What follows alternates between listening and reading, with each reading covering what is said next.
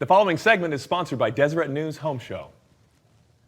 After a year of drought, how can we nurse our plants back to health? Well, James Batton is here to give us some tips and tricks and tell us about Deseret News Home Show that's coming really quick here. James, how you doing, man? I am wonderful. Thank you for being here. You're from Oregon, but from Sugar House. That's where you live, and you are the horticulturist, so you got all the answers today. Tell us, when it comes to plants, what do we need to know about recovering trees and making them healthy, especially after a drought? Yeah, one of the things to know about the drought is, first of all, it's been with us for a good long time. One of the things that people don't typically associate a drought is that it really begins in the winter time.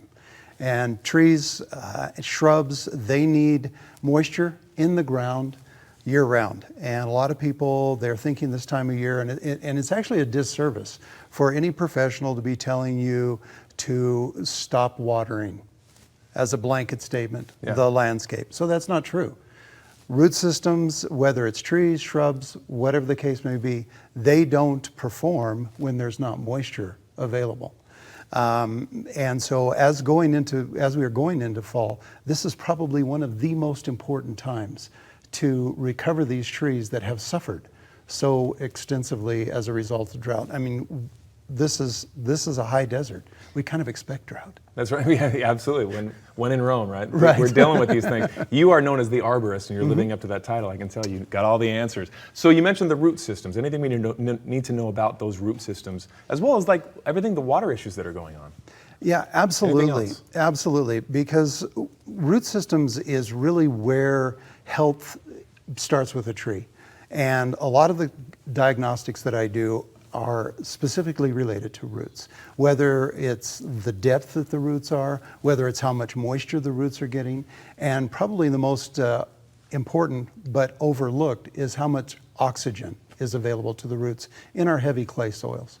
Gotcha. And we're going into the winter season. Sometimes we have unusually warm winters. What do we need to look at when it comes to that? Thank you for asking that, because root systems stay active as long as the ground is warm enough. So again, with people cutting back their water and not having moisture in the soil, those roots begin to really suffer. So as we go into winter, until the ground is frozen, you should be watering your trees and shrubs. You got all the answers. What are some of the planting practices that we should think about when it comes to all these things? Going out in the garden, working with the shrubs, the trees? Well, two things. First of all, fall is a wonderful time to be transplanting and planting. And secondly is depth. Need to make sure that you aren't putting your trees and shrubs, when you're planting them, in the ground too deep.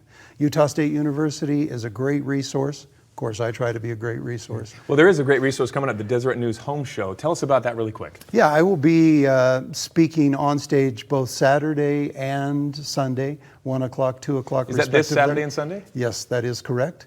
The show begins on Friday, so it's Friday, Saturday, and Sunday.